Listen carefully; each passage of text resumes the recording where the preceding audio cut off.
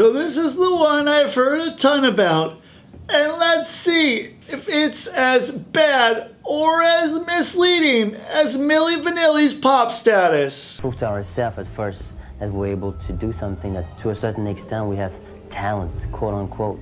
Do I have to beg when I know that you really want the same as me? Oh, girl. A clue.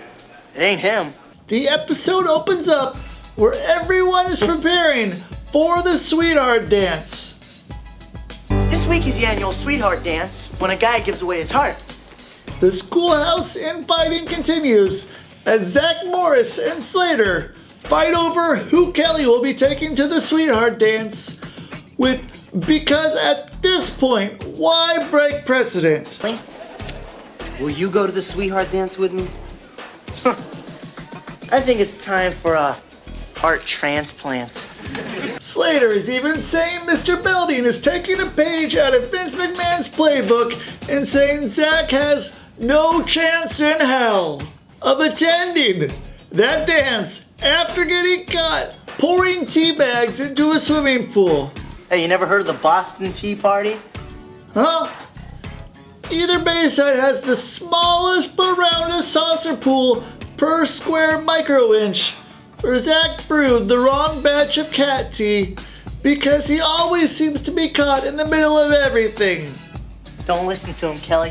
There's nothing gonna stop me from going to that dance. Either or, flimsy excuse at best, but not Zack's best. Besides, the chalk was on his hands after he erased the blackboards with Mr. Fetterman's toupee. Well, I think he looks better with white hair. Now that was a bold move, Morris. So, as a result, Zack's mom has been notified to come in for a conference with Mr. Belding and Slater's guarantee that there ain't no way Zack can excuse his ass out of this one. I guess I can wait another day before deciding. It is just when things hit a low note for Zack, Lisa comes bopping on by with the latest cheesy sounding pop song that carries a gaggle of dancing extras behind her. Rick Astley? Well, Beau Revere. Hey, Kelly, I got the new Beau Revere tape. I love Beau Revere, Rick Astley, we got Rickrolled all the same. For a minute, I thought she was referring to Paul Revere and the Raiders through much of this episode, which had me thinking, if you're going to give the name of a fictional artist, make like Doc Brown from Back to the Future and do it with some style. Seriously, if you make it sound like every 80s kid has heard of the 1971 hit song Indian Reservation in 1989. Cherokee people. Well, make like Vicky Sue Robinson and turn the beat around, writers. Turn the beat around. Another dance brings another opportunity for Screech to continue sexually harassing Lisa by breaking into her locker room with a Harpo Marx inspired balloon to see things his way. Well, at least the Screech is easier to get rid of. Screech, he never forgets a face, but in Lisa's case, he will be glad to make an exception on more than one occasion, of course. I shall return. Mr. Belding walks down the stairs and demands Lisa to turn down the menudo because Paul Revere can't stand in the same light as the Beach Boys, for they would get sunburned by their greatness. Mr. Belding, that's Beau Revere's new single. It's number 8 with a bullet. Too bad the bullet missed him. Zack tries to suck up to his musical taste, but Mr. Belding warns him not to suck up because just like the Beach Boys, he gets around. We're still meeting tomorrow with my favorite California girl, your mommy. Bum bum bum bum bum bum. Yes, our favorite crazed sex instructor, Mrs. Wentworth, is back. from her previous appearance in the Lisa card. Monkey business in the jungle. Apparently, Carol Lawrence didn't learn her lesson the first time around. So she's gone from teaching them to suck and blow to subliminal advertising. When she gets a little action, it means the prune juice is working. During class, all students are instructed to give Mrs. Wentworth chocolate, flowers, apples, and candies, which we all know is the mating calls of an old loon looking for some hot poon. Really his way of saying, your pad or mine. Game on! She says the magic was she inserted subliminal messages to all their tapes. Ridiculous, Miss Wentworth. What do you take us for? Mindless robots? Never. Advertising. The fine science of arresting the human intelligence long enough to get money from it. Hidden messages aren't new. I pass those to girls every day. And every day we flush them. Apparently, it has no effect on Screech, for Screech will always remain the goat of the group. And there are always minds that get the messages a bit mixed up. And here is where I have a conundrum with this episode. Although I'm sure there is some truth that subliminal advertising can work in the case of the Little Orphan Annie radio shows of the early 30s, as referenced in the movie The Christmas Story, for example. However, due to huge advancements in tape recording technology in the 1980s, no amount of subliminal messaging could have the same effect on every student without them catching on that their tape was tampered with. I would have responded to her by inserting a little tune I know from Hall & Oates, titled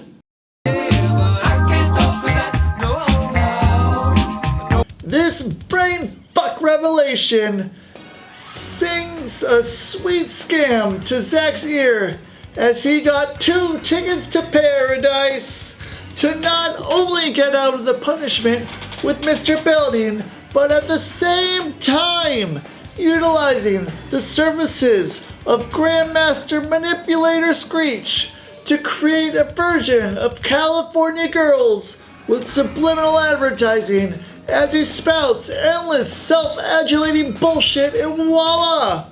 We got a plot. The next day at school, Lisa is avoiding Screech, for he can't understand the concept of no, and will continue to pursue her whenever and however. Stalking is such a harsh word here. Screech prefers it more as if being a part of your life without you knowing about it, but failing miserably at every possible chance. She thinks she lost him, but not until he comes from behind as one of those walking trash can droids from Star Wars to put his heart around her neck. Guess again. I'm not safe anywhere.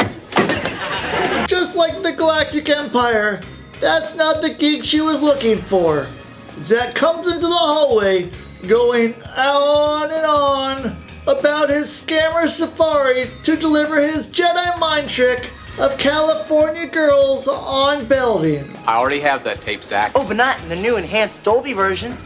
Well, thank you, Zack. My tape is rather old. Oh, we'll play it a lot, sir. Kelly knows that she can no longer remain on hold for Zack, for it ain't no fun if Slater can't have none. Kelly? Oh, come on, Kelly. You can't go with him. This is a crippling blow to Zack because for the very first time, no one has stopped to accommodate him in every way and walks the boulevard of broken dreams to Mr. Belding's office. It's just when Zack is feeling the hazy shade of winter He's finally walking on sunshine as Mr. Belding boasts how perfect Zack is in every way, thanks to magical brainwashing. This works on principals. Why can't it work on girls? Yet, this is a classic example from the cradle to our graves, just how Zack Morris holds their minds as prisoners. Screech then presents tapes to all three of his control hamster nerds to see how this beta pickup artist testing goes. The first control nerdling that comes walking is Edgar from our last episode, The Friendship Business, who gets a hot chick who he wants to checkmate at first glance. It's for that tape. It's my favorite song. I knew you'd like it.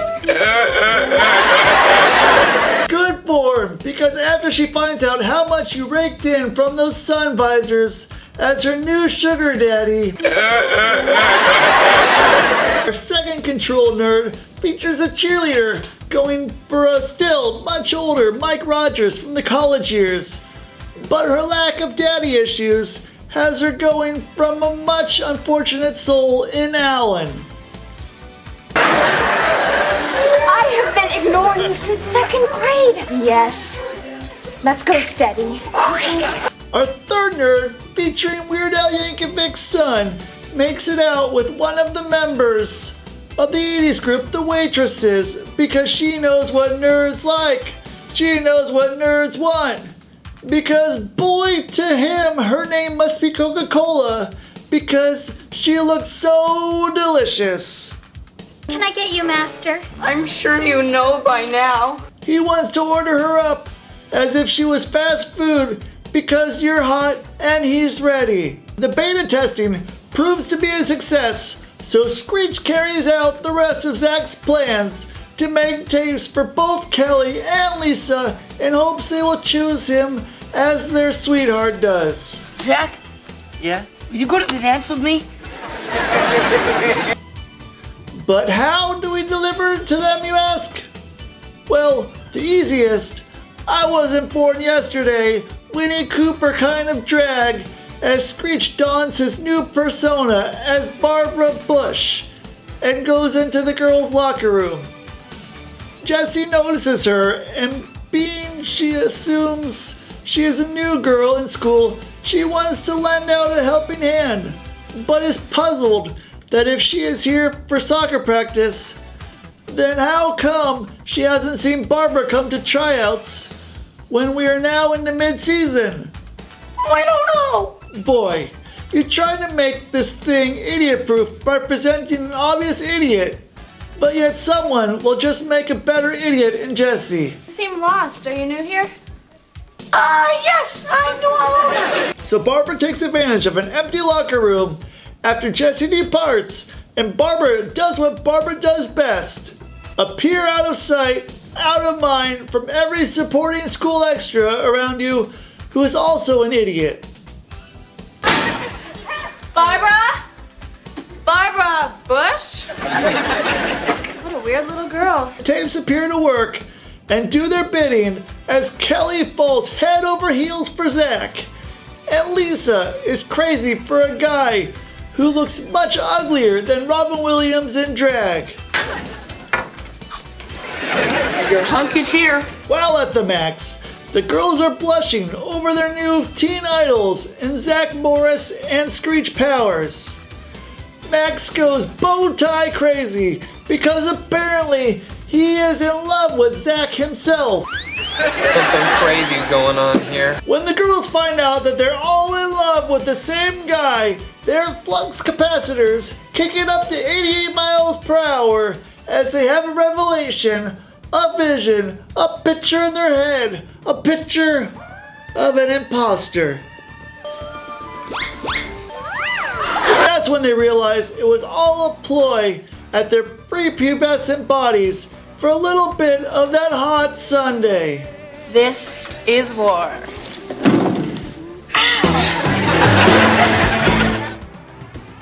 Fueled on piss and vinegar, the women folk vow for revenge. The girls then recruit Mrs. Wentworth for Operation Ivana Kutchakakov. certainly has a high opinion of himself. The operation is set in motion following Mr. Belding's announcement that he is going to play the Beau Revere tape. I'm going to play a hit song every day. I want to thank Kelly Kapowski for lending us her tape.